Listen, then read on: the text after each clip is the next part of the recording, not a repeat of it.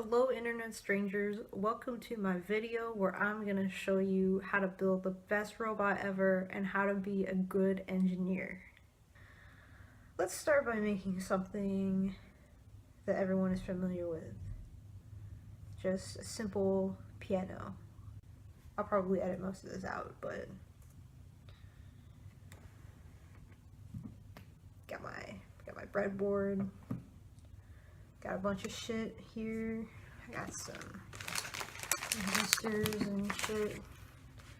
And yeah. We've got an Arduino, right? And I'm just gonna hook up a bunch of push button switches to the digital I/O pins. Alright, so we've got a breadboard, we've got the Arduino, and we've got the push button switch, and now I'm gonna hook up the speaker. And I don't know how the speaker's hooked up, so I'm gonna assume, because that's the #1 rule of electronics, is that if you don't know how something works, you should just make an assumption and go with it. Like this goes to ground, the black one, okay, and the red one probably goes to the digital I/O pin, so we're gonna see if it works.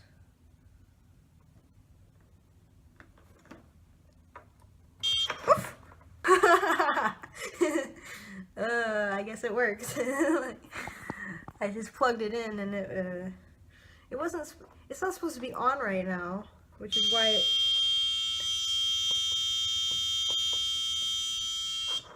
that's a horrifying sound. Oh my goodness. Yeah, no, it's not, it's supposed to be off until I push the button. That's the point. It seems like the switch isn't actually switching. I think it might not be plugged in all the way. It's not making contact with the circuit board. I push the button and it goes high. I let go of the button and it's 1 volt, which is an odd. That's weird. It usually wouldn't work that way. But so my push button switch isn't working. This is really embarrassing. I do this for a living, you guys. I shouldn't be having this much trouble, but the second rule of electronics is if something isn't working, just take it out and flip it around the other direction and see if it works then. So that's what we're gonna do. I don't know, it makes me think like it was supposed to go the way that I had it, because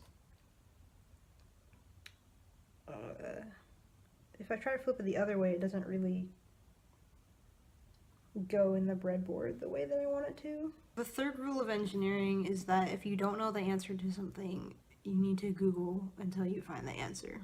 So we're gonna Google what is the voltage threshold for the Arduino for it to consider whether the voltage is high or low. So the answer to our query is that it depends on what kind of board you have, but if you have a 5-volt board, which I think I do because my board can provide 5 volts, a voltage less than 1.5 volts is supposed to be low. So even if it's 1 volt, that should be low. What would happen if I connected the digital input to straight up ground and connected my buzzer here? God damn it, every time. Okay, so, but what, you don't care. You don't care about any of this. You just want to see the robot when it's done. Oh, I know why it's not working. In my software, I said that the speaker pin was an input. It's not. It's an output. So let's change that. An error occurred while uploading the sketch. That's really helpful. The fourth rule of engineering, I think we're on rule number 4. I don't know, I can't count, I can't do math, but the fourth rule of engineering is that if it's not working, just unplug it and plug it back in. Pro tip, don't have anything plugged into TX or RX pins on the Arduino when you're trying to upload a sketch. I'm gonna plug in the speaker, and it's not supposed to make a sound, okay? Why? Why are you doing this to me?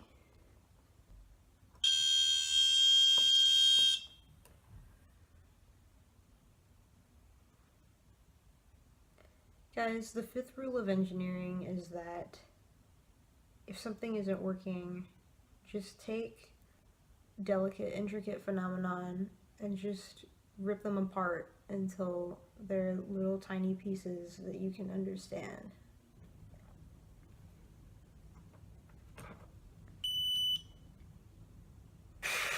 What the hell was that? That was weird. Okay, the sixth rule of engineering is that if something is taking a long time, just start it again, and maybe it'll go faster. The seventh rule of engineering is that if something isn't working, just keep doing it over and over again until it works.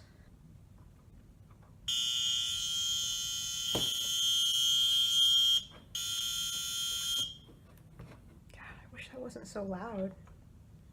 I have taken an old sock and wrapped it around the speaker to make it less ridiculously, horrifyingly loud.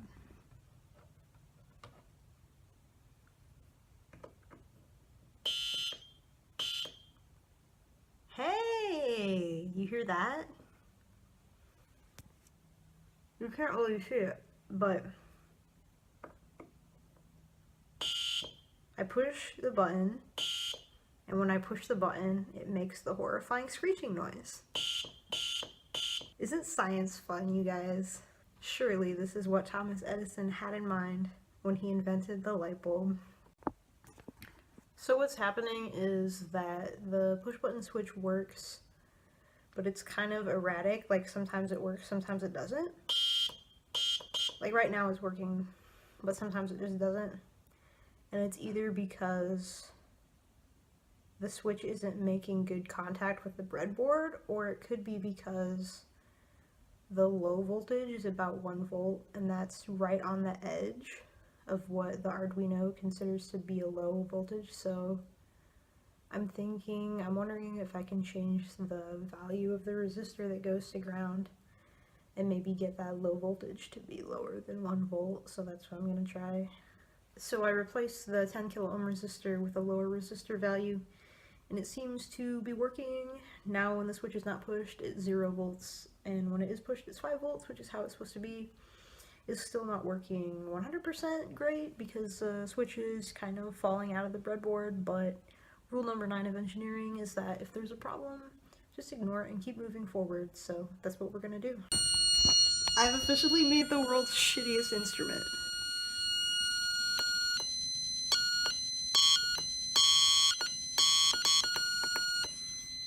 I don't know why it sounds like that. It's not supposed to be doing that.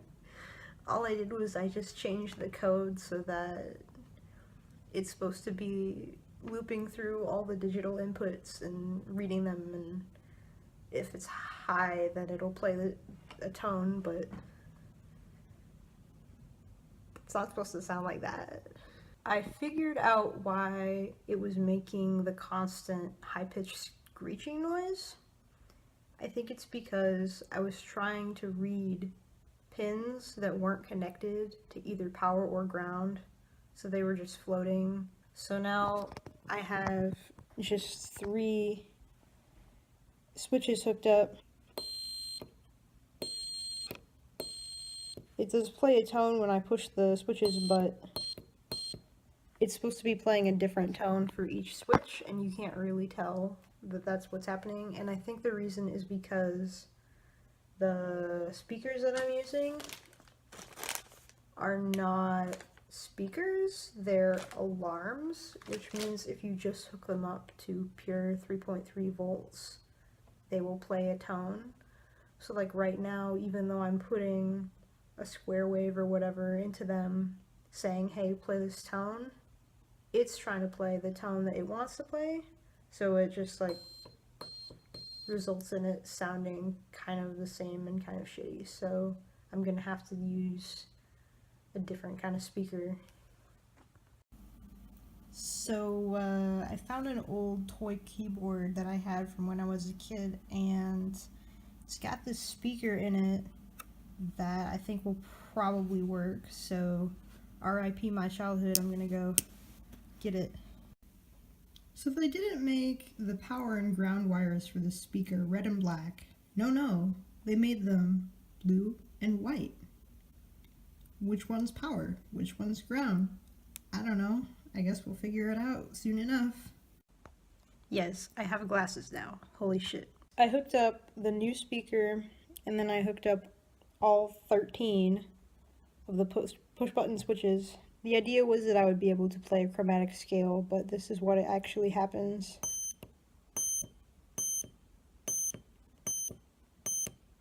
Etc., etc., except for the last two. So I can play two different notes. That's a 100% improvement. That's fantastic. Yeah, I really don't know why it's doing this. So I finally figured out what was wrong. It was some kind of logic error in my program. I noticed it didn't, I was using a for loop to go through all the inputs and see if they were high or not, and it wasn't working. So I changed it to like an if-else statement, and I noticed it was working. I'm like, huh, that's interesting.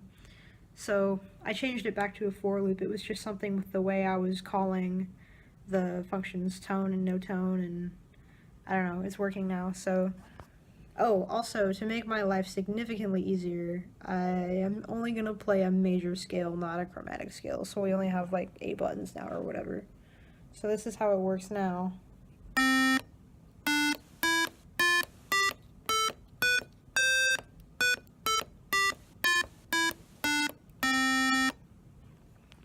Isn't that just delightful? Now, I know what you're thinking. Remy, that's pretty cool, I guess. But pianos have been around for like at least 100 years. Pianos aren't interesting. You know what's interesting? Entropy. Chaos. See, the problem with the keyboard, as we now typically think of it, is that it's boring. Every time I push this button, I will hear that sound. It's predictable, right? A true artist does not wish to be limited by constraints such as repetition or organization. So we're gonna make this piano a little bit better. So what I did was I used the Arduino's random number generator function to generate a completely random frequency between 100 Hertz and 5000 Hertz. And I seeded the random number generator with just noise that's being picked up on one of the unused analog pins. And so now this is what it sounds like.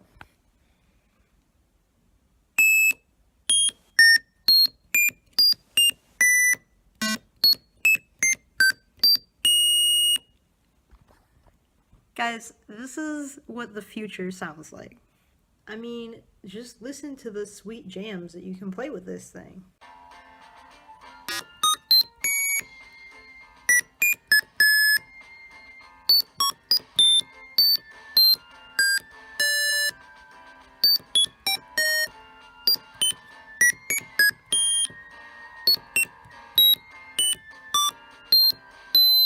Plus, listen to this. With this machine at your disposal, you're gonna be the next 9 Inch Nails. No, you're gonna be the next Skinny Puppy. So I hope I've inspired you all to go out and build one of these of your own. I know I've provided you with very accurate and detailed instructions on how to do so. So yeah, have fun, go do it.